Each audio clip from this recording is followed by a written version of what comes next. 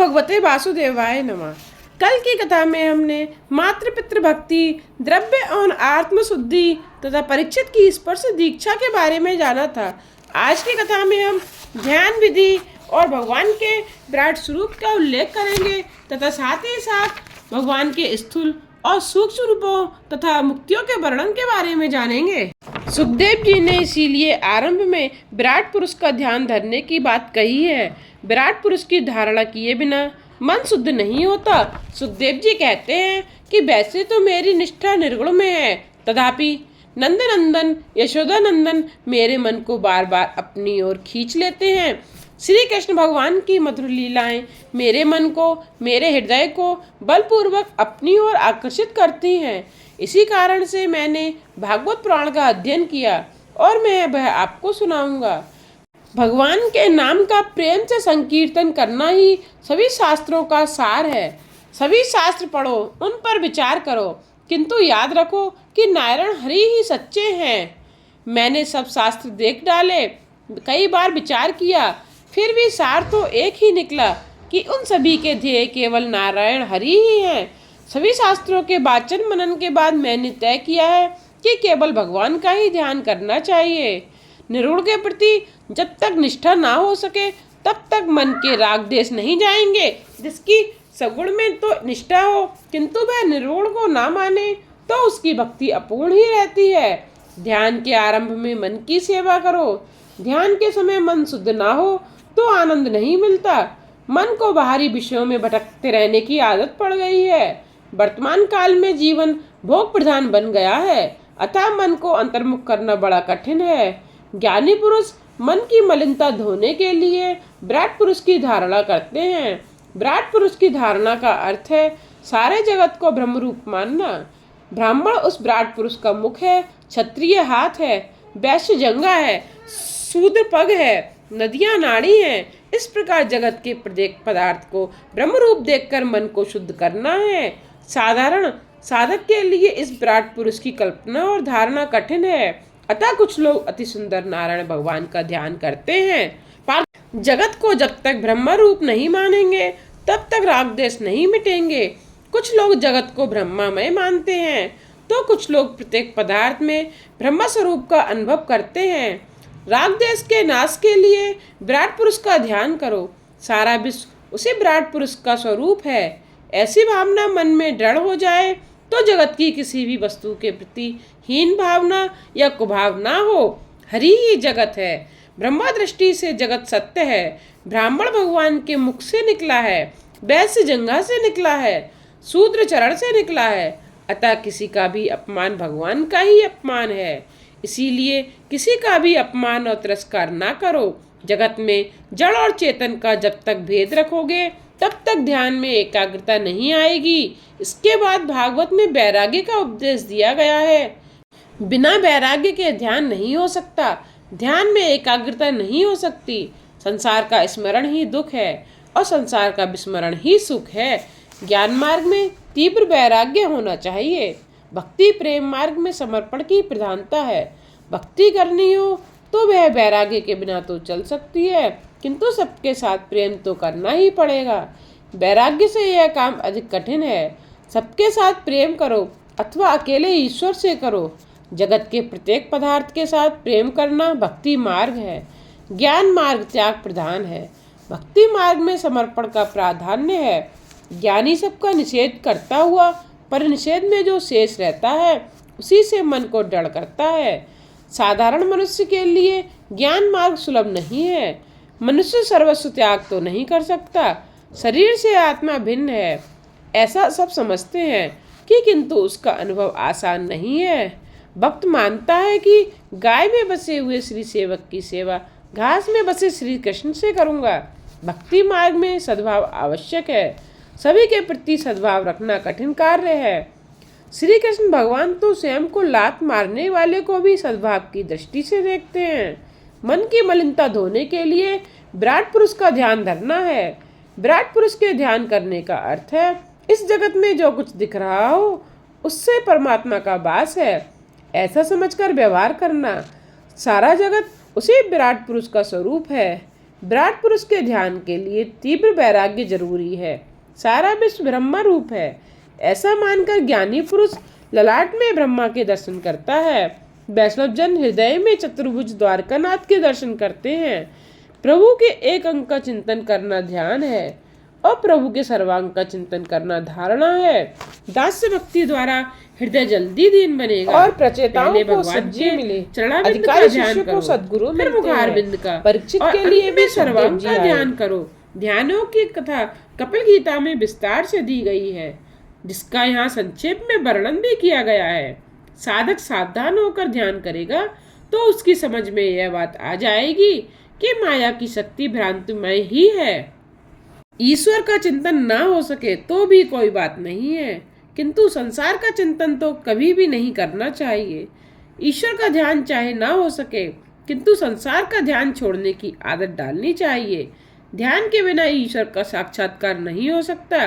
जिस तरह रुपयों पैसों का ध्यान करते हो, उसी तरह परमात्मा का भी ध्यान करो। आरंभ की अवस्था में आंखों के सामने अंधकार सा छा जाएगा, किंतु धैर्य से योग धारणा करके मन को बस में करो। बुद्धि द्वारा प्रभु के सर्वांगों की धारणा करो। ज्यों ज्यों बुद्धि स्थिर होती जाएगी, त्यों त्यों मन भी स्थिर होने लगेगा। धारणा स्थिर होने पर ध्यान में प्रभु का मंगलमय स्वरूप दिखता है और भक्ति योग की प्राप्ति होती है। ध्यान में मन यदि स्थिर ना हो सके तो उस मन को मृत्यु से भयभीत करो, तभी वह स्थिर होगा। मन को किसी भी तरह समझाओ और स्थिर करो। क्षण भंगुर जीवन की कलिका कल प्रातः को जाने खिली न खिली। मले आंचल की सूची शीतल मंद, सुगंध समीर चली न चली। कलिकाल कुठार लिए फिरता, तन नम्र है चोट झिली न झिली। रट ले हरि नाम अरि रसना, फिर अंत समय में हिली ना हिली। ज्ञानदेव के मन को गुरु बनाया है। मन का सच्चा गुरु आत्मा है। एक नाथ महाराज के पास एक वैष्णव आया। उसने महाराज से पूछा कि आपका मन ईश्वर में सदा सर्वदा श्री कृष्ण में कैसे स्थिर रहता है। मेरा मन तो आधा घंटा भी प्रभु में स्थिर नहीं रह सकता। मन को स्थिर करने का कोई उपाय बताएं। जाओ बात। एक नाथ ने सोचा कि उपदेश क्रियात्मक होना चाहिए। उन्होंने कहा कि जाने दें इस बात को भी। मुझे लगता है तेरी मृत्यु समीप आ रही है। मृत्यु के पहले बैर और वासना का त्याग करना चाहिए। जन्म मृत्यु बैर और वासना मृत्यु को बिगाड़ती है। 7 दिनों के बाद मेरे पास आना। मृत्यु का नाम सुनते ही उस वैष्णव के मानो होश ही उड़ गए। वह घर लौटा, धन संपत्ति आदि सब कुछ पुत्र के हाथों में सौंप दिया। उसने सबसे क्षमा याचना की और वह ईश्वर का ध्यान करने लगा। 7 दिनों के बाद वह एकनाथ महाराज के पास आया। महाराज ने पूछा कि इन 7 दिनों में तूने क्या क्या किया? तूने कुछ पाप तो नहीं किया? वैष्णव ने उत्तर दिया कि मैं मृत्यु से ऐसा डर गया कि सब कुछ छोड़कर प्रभु के ध्यान में लग गया। तो एकनाथ ने कहा कि मेरी एकाग्रता का यही रहस्य है। मैं मृत्यु को रोज याद करता हूँ। मैं मृत्यु का मन में डर रखकर सतत ईश्वर भजन करता हूँ। अतः सभी विषयों से मेरा मन हट जाता है और सदा सर्वदा श्री कृष्ण में एकाग्र रहता है। परमात्मा में मन तन में ना हो सके तो कोई बात नहीं है, किंतु संसार के साथ कभी तन में ना बनो। परमात्मा के ध्यान से जीव ईश्वर में मिल जाता है। ध्यान करने वाला ध्येय में मिल जाता है। ध्याता, ध्यान और ध्येय तीनों एक ही है। यही मुक्ति है, यही अद्वैत है। दृष्टि, दृष्टा और दर्शन एक होने चाहिए। साधक, साधन, साध्य एक बनने चाहिए। ध्याता, ध्यान और ध्येय तथा दर्शन, दृष्टा और दृश्य एक बने तो समझो कि ध्यान में और दर्शन में एक तानता उत्पन्न हो गई है। एक तानता होने से वह अन्य सब कुछ भूल जाता है और उसे ईश्वर के सिवा कुछ भी नहीं दिखता। लोग परमात्मा को धन देते हैं, किंतु वे तो मन मांगते हैं। व्यवहार तो करो, किंतु ईश्वर में, कृष्ण में मन रखकर करो। पनिहारे पानी से भरे घोड़े सिर पर रखकर बातचीत करती हुई चलती हैं, फिर भी उनका ध्यान सिर पर रखे हुए घड़ों में रहता है कि कहीं में गिर ना पड़े। इसी तरह संसार के व्यवहार करते समय ही हमेशा ईश्वर का स्मरण भी करते रहो। जगत के पदार्थों में तो मृत्यु भी सुधरेगी। विषयानंदी व्यक्ति ब्रह्मानंद को समझ नहीं सकता। हर क्षण ब्रह्मानंद का वर्णन कोई भी नहीं कर सकता। उपनिषद में भी दृष्टांत दिया गया है कि शक्कर से बनी हुई गुजिया ने सागर की गहराई को जानने का प्रयत्न किया, किंतु वह सागर में जो गई सो गई ही, उसी में विलीन हो गई। जो ईश्वर में लीन हो गया हो, उस जीव को कोई ईश्वर से भिन्न नहीं कर सकता। ज्यों ज्यों ध्यान किया जाता है, त्यों त्यों जीव का परमात्मा में लय होता जाता है और फिर जीव का जीवत्व रहता ही नहीं है। भागवत में ज्ञान मार्ग और भक्ति मार्ग दोनों बताए गए हैं। ज्ञान मार्ग में जीव ईश्वर के साथ एक होता है और ईश्वर में विलीन हो जाता है। दूसरी ओर कतिपय वैश्वाचार्य कुछ दैत्य रखकर अदैत्य को मानते हैं। भक्ति का आरंभ भले ही दैत्य से हो, किंतु उसकी समाप्ति तो अदैत्य से ही होती है। भक्त और भगवान अलग नहीं रह सकते। जो जीव ईश्वर में विलीन हो गया है, उसे भगवान अपने स्वरूप से अलग नहीं कर सकते। उपनिषद में ईश्वर का वर्णन करते हुए कहा है, रसो वै रसा, अर्थात ईश्वर रस रूप है। वैष्णव आचार्य अभेद भाव में श्रद्धा रखते हैं। जल में रहने वाली मछली पानी नहीं पी सकती। इस तरह जो ब्रह्म रस में डूब गया है, जो ब्रह्म रूप हो चुका है, वह फिर परमात्मा के रसात्मक स्वरूप का अनुभव नहीं कर सकता। ब्रह्म रूप होने से जीव की दुख निवृत्ति तो होती है, किंतु वह आनंद का अनुभव नहीं कर सकता। रसात्मक और आनंदात्मक ब्रह्मा का अनुभव करने के लिए जीव को कुछ अलग रहना पड़ेगा, थोड़ा सा दैत्य रखना ही होगा। तब भक्त कहता है कि मैं अपने प्रभु का अंश हूँ, मैं अपने भगवान की गोपी हूँ, मुझे परमात्मा के साथ एक नहीं होना है, मुझे तो परमात्मा की सेवा करनी है, मुझे गोलोक धाम में जाना है। भक्त जब लौकिक देह को छोड़कर अप्राकृत शरीर धारण करके गोलोक धाम में प्रवेश करता है, तो भगवान को आनंद होता है। वे कहते हैं, मेरा अंश मुझ में मिलने आया है, इसलिए भगवान उत्सव मनाते हैं। भक्ति करता तुका झाला पांडुरंग, किंतु तुकाराम कहते हैं कि कीर्तन करने में मुझे जो आनंद मिलता है, वह विट्ठल बनने में नहीं मिलता।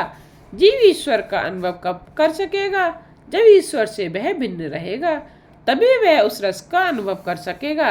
वैष्णवाचार्य कहते हैं कि जीव ईश्वर से कुछ अलग रहे, कीड़ा भंवरी का चिंतन करता हुआ स्वयं भंवरी रूप बन जाता है, उसी तरह ब्रह्मा का चिंतन करता हुआ जीव स्वयं ब्रह्मा रूप बन जाता है। यह तो है कैवल्य मुक्ति, किंतु वैष्णव जन ऐसी कैवल्य मुक्ति की इच्छा नहीं रखते। वे ईश्वर की सेवा पूजा और उसका रसास्वादन करने के लिए थोड़ा दैत्य भाव रखते ही हैं। जो व्यापक ब्रह्मा में लीन हो चुका है, वह उससे अलग कैसे हो सकता है? पानी के जड़ या ठोस के होने के कारण मछली अलग रह सकती है, किंतु जो पानी में हर तरह से डूब गया हो, वह पानी का स्वाद नहीं ले सकता। उसी तरह ईश्वर में डूबा हुआ जीव ईश्वर के स्वरूप का रसानुभव नहीं कर सकता। इसीलिए वैष्णव महापुरुष थोड़ा सा दैत्य रखकर भगवान की सेवा स्मरण में कृतार्थता का अनुभव करते हैं। यह दोनों सिद्धांत सत्य हैं। खंडन मंडन के पचड़ों में मत पड़ो। गौरांग प्रभु भी भेदाभेद भाव को मानते हैं, लीला भेद को मानते हैं, परंतु तत्व दृष्टि से अभेद है। अभिन्न होने पर भी उन दोनों में सूक्ष्म भेद है। एकनाथ महाराज ने भावार्थ रामायण में उस सिद्धांत को समझाने के लिए एक दृष्टांत दिया है। अशोक वन में राम के विरह में सीता जी राम का अखंड ध्यान स्मरण करती हैं। सीता जी राम के ध्यान में तन्मय हैं, विरह में तन्मयता विशेष होती है। सर्वत्र राम दिखते हैं, माता जी भूल जाती हैं कि वे सीता है। सभी में राम का अनुभव करने वाला राम रूप बनता है, यही कैवल्य मुक्ति है। सीता जी को कई बार लगता है कि वह राम रूप है, वे अपने अस्तित्व भी भूल जाती हैं। एक बार सीता ने त्रिजटा से पूछा कि मैंने सुना है कि कीड़ा भंवरी का चिंतन करता हुआ स्वयं भंवरी बन जाता है, तो इसी भांति राम जी सतत चिंतन करने से मैं भी यदि राम बन गई तो क्या होगा?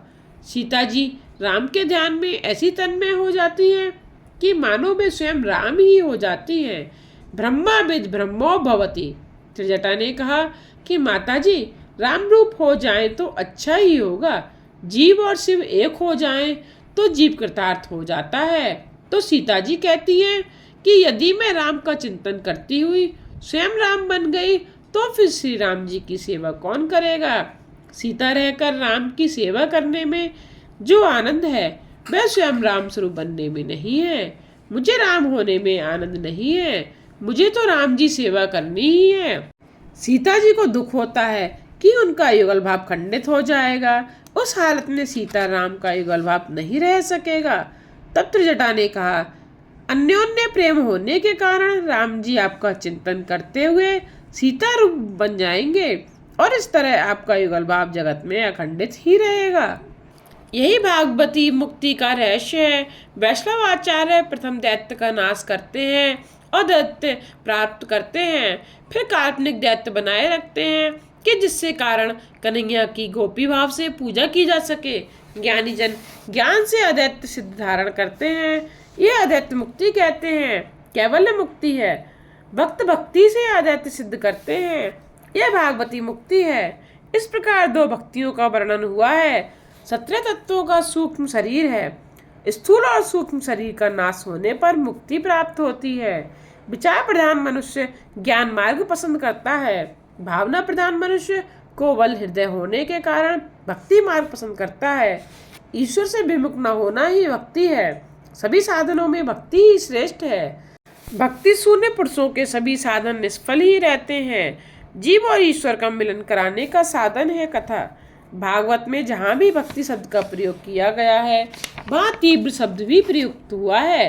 भक्ति तीव्र होनी चाहिए, बिना तीव्रता के साधारण भक्ति से कुछ नहीं होता। त्रिवेण भक्ति योगे नियजेता पुरुषम परम। वैराग्य की इच्छा वाला मुमुक्षु भक्त हो तो उसे तीव्र भक्ति योग से परम पुरुष पूर्ण परमात्मा का पूजन करना चाहिए। सुखदेव जी कहते हैं कि हे राजन, मुक्ति प्राप्त करनी हो तो आरंभ में भोगों का त्याग करना ही पड़ेगा। भोग ही ज्ञान या भक्ति मार्ग में आगे नहीं बढ़ सकता। भोग भक्ति में भी बाधक है और ज्ञान में भी। भोग की अपेक्षा त्याग में अनंत गुना सुख है। इंद्रिय जन्य सुख सभी प्राणियों में एक सा ही होता है। पशु का, मनुष्य का और देव गंधर्व का त्वचेंद्रिय का स्पर्श सुख और जिह्वेंद्रिय का रस सुख समान ही होता है। इंद्रिय सुख के उपभोग के समय जो आनंद मनुष्य को मिलता है वही आनंद पशु को भी मिलता है। 56 महीन रुई की गद्दी वाले पलंग पर सोने वाले सेठ को जो आनंद मिलता है वही आनंद कचरे कूड़े के ढेर में पड़े हुए गधे को भी मिलता है। इसलिए मनुष्य को चाहिए कि वह बुद्धिपूर्वक भोग छोड़े। भोग में क्षणिक सुख मिलता है पर त्याग से हमेशा के लिए अनंत सुख की प्राप्ति होती है। भोग से शांति नहीं मिलती, त्याग से शांति मिलती है। पशु पक्षी मनुष्य सभी के लिए इंद्रिय सुख तो एक समान ही है। मनुष्य को जो सुख श्रीखंड खाने से मिलता है वही सुख सुअर को बिष्टा खाने में मिलता है। राजन, तुमने आज तक अनेक भोगों का उपभोग किया है, अब तुम अपनी एक एक इंद्रियों को भक्ति रस का पान कराओ। इंद्रिय रूपी पुष्प तुम भगवान को अर्पित करो। राजन, धीरे धीरे संयम बढ़ाओ। श्री कृष्ण का सतत ध्यान धरना ही मनुष्य मात्र का कर्तव्य है। जो ईश्वर में तन्मय होता है उसे मुक्ति मिलती है। राजन, जन्म उसी का सफल हुआ जानो कि जिसे दूसरी बार माता के गर्भ में जाने का अवसर ही न मिले। गर्भावास नरकवास है। कर्म और वासना को साथ लेकर जो जन्म लेता है उसके लिए गर्भावास नरकवास ही है। सुखदेव जी जनक राजा के राजगृह में विद्या सीखने गए। विद्याभ्यास समाप्त हुआ। सुखदेव जी ने गुरु दक्षिणा देने की इच्छा प्रकट की।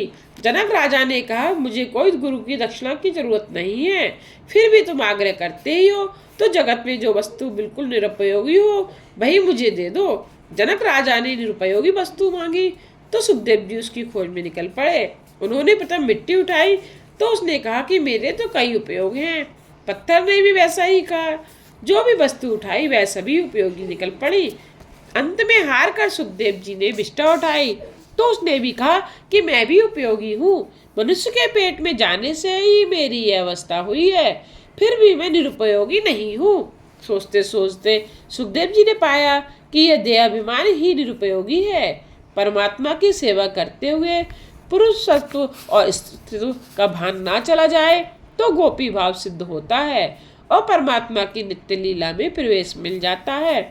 संग त्यक्त्वा सुखी भवेत। सुखदेव जी ने राजा जनक से कहा, कि मैं अपने देहाभिमान को गुरु दक्षिणा में अर्पित करता हूँ। यह सुनकर जनक राजा ने सुखदेव जी से कहा कि अब तुम कृतार्थ हो गए हो। सुखदेव जी ने देहाभिमान छोड़ दिया। देहभान न होने के कारण ही उन्होंने मंगलाचरण नहीं किया।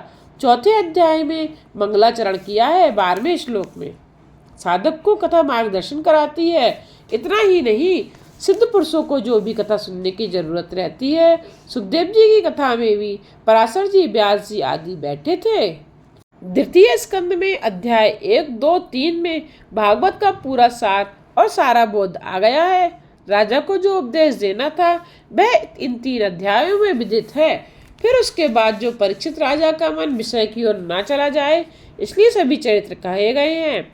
सुखदेव जी स्तुति भी करते हैं, जो महान भक्त वत्सल है और हठपूर्वक भक्तिहीन साधना वाले मनुष्य जिसकी छाया का भी स्पर्श नहीं कर सकते, जिसके समान भी किसी का ऐश्वर्य नहीं, तो फिर अधिक तो कैसे हो सकेगा।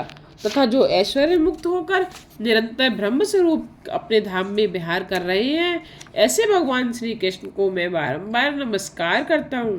प्रेम का पक्षपात हो ही जाता है। सुखदेव जी राधा कृष्ण को 2 बार नमस्कार करते हैं, क्योंकि राधा जी श्री सुखदेव जी की गुरु हैं। राधा जी ने श्री सुखदेव जी का ब्रह्म संबंध करवा दिया। इस श्लोक के राधसा शब्द का अर्थ कुछ महात्मा राधिका जी भी करते हैं। सुखदेव जी पूर्व जन्म में तोता थे। वे रात दिन हरे भरे निकुंज में राधा का नाम सतत रटते रहते थे। सुखदेव जी श्री राधा के शिष्य हैं। यही कारण है कि भागवत में राधा जी के नाम का उल्लेख तक नहीं है। गुरु का प्रकट रूप से नाम लेना शास्त्र निषिद्ध है। भागवत के टीकाकार श्रीधर स्वामी इन 5 वस्तुओं को नित्य मानते हैं। भगवान का स्वरूप, भगवान की लीला, भगवान का धाम, भगवान के काम और परिकर। परीक्षित राजा ने पूछा कि अपनी माया से भगवान इस सृष्टि की रचना कैसे करते हैं। इस सृष्टि की उत्पत्ति की कथा कहिए। सुखदेव जी ने कहा, राजन, तुमने जो प्रश्न मुझसे पूछा है वही प्रश्न नारद जी ने ब्रह्मा जी से पूछा था। तुम उसकी कथा सुनो। ब्रह्मा जी ने नारद जी से सृष्टि के आरंभ की कथा कही थी। भगवान की इच्छा हुई कि वे एक से अनेक बने, एक को हम बहुश्याम। उन्होंने 24 तत्व उत्पन्न किए। वे सभी तत्व कुछ ना कर सके। तब प्रभु ने उन सभी तत्वों में प्रवेश किया। तभी उन तत्वों में चेतन शक्ति प्रकट हुई। 7वें अध्याय में भगवान की लीला अवतारों का संक्षिप्त वर्णन है। ब्रह्मा जी की निष्कपट तपचर्या से प्रसन्न होकर भगवान ने उन्हें अपने स्वरूप का दर्शन कराया। आत्म तत्व के ज्ञान के लिए उन्हें परम सत्य परमार्थ वस्तु का जो उपदेश किया, उसकी कथा सुनाता हूँ। आदिदेव ब्रह्मा जी अपने जन्म स्थान कमल पर बैठकर सृष्टि रचने की इच्छा से सोच में डूब गए थे। फिर भी जिस ज्ञान दृष्टि से सृष्टि की रचना की जा सकती थी, वह प्राप्त न हो सकी। ऐसे में ब्रह्मा जी ने आकाशवाणी सुनी। तब ब्रह्मा जी ने समझा कि मुझे तप करने का आदेश मिला है। ब्रह्मा जी ने 100 वर्ष तक तप किया और उन्हें चतुर्भुज नारायण के दर्शन हुए। तप किए बिना किसी का भी काम नहीं बनेगा। जो तप नहीं करता उसका पतन होता है। नारायण भगवान ने ब्रह्मा जी को चतुर्श्लोकी भागवत का उपदेश किया। द्वितीय स्कंद के 9वें अध्याय के 32 से 35 श्लोक ही चतुर्श्लोकी भागवत है। भगवान आँख में चौनी खेलते हैं। आरंभ में सभी जीव भागवत में निहित थे। भगवान प्रत्येक जीव को खोज कर उसके कर्मानुसार शरीर उसे देते हैं। फिर कहते हैं कि अब मैं छिप जाता हूँ, तो मुझे खोज लेना। जब जगत अस्तित्व में नहीं था तब भी मैं था। जब जगत नहीं रहेगा तब भी मैं रहूँगा। जिस तरह स्वप्न में एक ही अनूप स्वरूप से देखता है, उसी तरह जागृत अवस्था में भी एक ही तत्व है। ऐसा ज्ञानी पुरुषों का अनुभव है। आभूषणों के आकार भिन्न भिन्न होने पर भी सभी एक ही प्रकार के सुवर्ण से बने हुए होते हैं। मूल्य भी उस सुवर्ण का ही है, आकार का नहीं। ईश्वर के सिवा जो कुछ भी दिखाई देता है वह असत्य है। ईश्वर के सिवा दूसरा भी कुछ भी दिखाई देता है वह ईश्वर की माया है। अस्तित्व न होने पर भी जो ईश्वर दिखाई देता है और सभी में व्याप्त होते हुए भी ईश्वर दिखाई नहीं देता, यह ईश्वर की माया ही है। वह माया ही का ही कार्य है। उसे ही महापुरुष आवरण और विक्षेप कहते हैं। सभी का मूल उपादान कारण प्रभु है। प्रभु में भासमान संसार सत्य नहीं है, किंतु माया के कारण आभासित होता है। माया की दो शक्तियां हैं, आवरण शक्ति और विक्षेप शक्ति। माया की आवरण शक्ति परमात्मा को छुपाए रहती है और विक्षेप शक्ति, माया की विक्षेप शक्ति ईश्वर के अधिष्ठान में ही जगत का भास कराती है।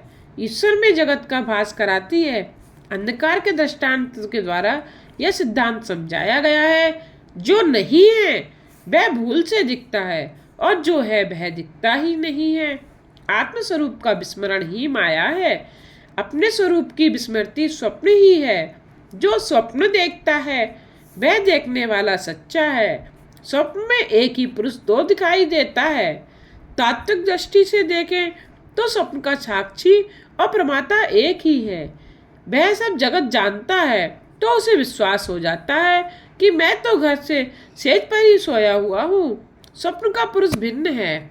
जगत का ब्रह्म तत्व एक ही है, किंतु माया के कारण अनेक तत्व का भास होता है। माया जीवन से लगी हुई है। यह माया जीवन से कब लगी कहा नहीं जा सकता, क्योंकि माया अनादि है। उसका मूल खोजने की जरूरत नहीं है। माया का अर्थ है अज्ञान। ज्ञान कब से शुरू हुआ यह जानने की जरूरत नहीं है। माया जीव से कब से लगी है उसका विचार ना करो। उसका पार कोई भी नहीं पा सकता। कब विस्मरण हुआ यह कहा नहीं जा सकता। उसी तरह अज्ञान का कब आरंभ हुआ यह भी नहीं कहा जा सकता। पर अज्ञान का तात्कालिक विनाश करना जरूरी है। कपड़ों पर दाग लग जाए तो वह कैसा लगा, किस जगह लगा, कौन सी स्याही लगी आदि का विचार करने की अपेक्षा उस दाग को तुरंत दूर करना ही हितावह है। माया के बारे में सोचते रहने की अपेक्षा माया को दूर करने के लिए परमात्मा की शरण लेना अच्छा है। माया का दर्शन करने की सुदामा की इच्छा होने पर उन्होंने श्री कृष्ण से कहा कि आपकी माया का मैं दर्शन करना चाहता हूँ, वह कैसी होती है? श्री कृष्ण ने कहा कि समय आने पर उसका दर्शन कराऊंगा। चलो पहले हम गोमती में स्नान कर लें। वे दोनों गोमती तट पर आए, स्नान करने लगे। भगवान तो स्नान करके पीताम्बर पहनने लगे। सुदामा ने गोमती के जल में गोता लगाया। उसी समय भगवान ने अपनी माया का दर्शन कराया। सुदामा को लगा कि गोमती में बाढ़ आ गई है, वे उसमें बहे जा रहे हैं। उन्होंने एक घाट का आसरा लिया। घूमते फिरते वे एक गांव के पास आए। वहां एक हथनी ने उन्हें गले में फूल माला पहनाई। लोगों ने सुदामा से कहा कि हमारे देश के राजा की मृत्यु हो गई है। इस गांव का नियम है कि पहले राजा की मृत्यु के बाद हथनी जिसको माला पहनाए वही राजा हो, इसलिए आप हमारे देश के राजा हो गए हैं। सुदामा राजा बन गए। एक राजकन्या के साथ उनका विवाह भी हो गया। 12 वर्ष के दाम्पत्य जीवन में 2 पुत्र भी उत्पन्न हुए। फिर एक दिन बीमार होने से रानी की मृत्यु हो गई। सुदामा दुख से रोने लगे, क्योंकि वह रानी सुंदरी और सुशीला थी। लोगों ने सुदामा से कहा कि मत रो, हमारी मायापुरी का नियम है कि आपकी पत्नी जहाँ गई है वहाँ आप भी भेजे जाएं। पत्नी की चिंता में आपको भी प्रवेश करना होगा। अब सुदामा ने पत्नी का रोना बंद कर दिया और वे अपना ही रोना रोने लगे। हाय, अब मेरा क्या होगा? उन्होंने लोगों से कहा कि मैं तो परदेसी हूँ, अपने गांव का कानून मुझ पर नहीं लग सकता। मुझे एक बार स्नान संध्या करने दो, फिर चाहे मुझे जला देना। स्नान करने गए तो 4 पुरुष निगरानी करने लगे कि कहीं सुदामा भाग न जाए। सुदामा खूब डर गए। घबराहट के मारे वे परमेश्वर को याद करने लगे। वे रोते हुए नदी से बाहर आए। उस समय भगवान तट पर खड़े पीताम्बर पहन रहे थे। भगवान ने पूछा कि तुम क्यों रो रहे हो? सुदामा ने कहा कि वह सब कहाँ चला गया, यह सब क्या है, मेरी समझ में तो कुछ नहीं आता। भगवान ने कहा कि यही मेरी माया है। मेरे बिना जो आवास है वही मेरी माया है। माया का अर्थ है विस्मरण। माया निषेधात्मक है और या हकारात्मक। इस प्रकार जो ना हो उसे दिखाए वह माया है। माया के 3 प्रकार हैं, स्वमोहिका, स्वजन मोहिका, विमुखजन मोहिका। जो सतत ब्रह्म दृष्टि रखता है उसे माया नहीं पकड़ सकती। माया जीव से लगी हुई है, यह सिद्धांत तत्व दृष्टि से सच्चा नहीं है। माया नर्तकी है, वह सबको नचाती है। नर्तकी माया के मोह से छूटना है तो नर्तकी शब्द को उलट दो और तब होगा कीर्तन। कीर्तन करोगे तो माया छूटेगी। कीर्तन भक्ति में हर एक इंद्रिय को काम मिलता है। इसीलिए ही महापुरुषों ने कीर्तन भक्ति श्रेष्ठ माना है। माया का पार पाने के लिए माया जिसकी दासी है, उस मायापति परमात्मा को पाने का प्रयत्न करो। माया की पीड़ा से मुक्ति पाना चाहते हो तो माधव राय की शरण में जाओ। मामेव यह प्रबंधन्ते तरन्ति ते, मुझे जो बसते हैं वे इस दुरस्त माया अथवा संसार को पार कर लेते हैं। राजन, इसलिए मनुष्य को चाहिए कि वह हर किसी स्थान में और हर किसी समय अपनी संपूर्ण शक्ति से भगवान श्री हरि का श्रवण कीर्तन और स्मरण करता रहे। माया की अधिक चर्चा ना करो। ब्रह्मा जी ने नारद को ऐसी आज्ञा दी थी कि माया जिसकी दासी है, ऐसे मायापति परमात्मा के चरणों का आश्रय लेकर प्रभु भक्ति बढ़े, उस तरह से सिद्धांत का प्रचार करो। नारद जी ने वह उपदेश व्यास जी को दिया। व्यास जी ने उन चारों श्लोकों के आधार पर हजारों श्लोक का भागवत शास्त्र रचा। हरे राम राम राम हरे हरे, हरे कृष्णा कृष्णा कृष्णा हरे हरे। आज की कथा को यही विश्राम देते हुए कल की कथा में हम श्रीमद् भागवत के तृतीय स्कंद में विदुर जी एवं उनकी पत्नी सुलभा के भगवत प्रेम की कथा का श्रवण करेंगे तथा साथ ही साथ जानेंगे कि किस प्रकार प्रेम में वशीभूत हो श्री कृष्ण ने विदुर जी के घर पर आगमन किया।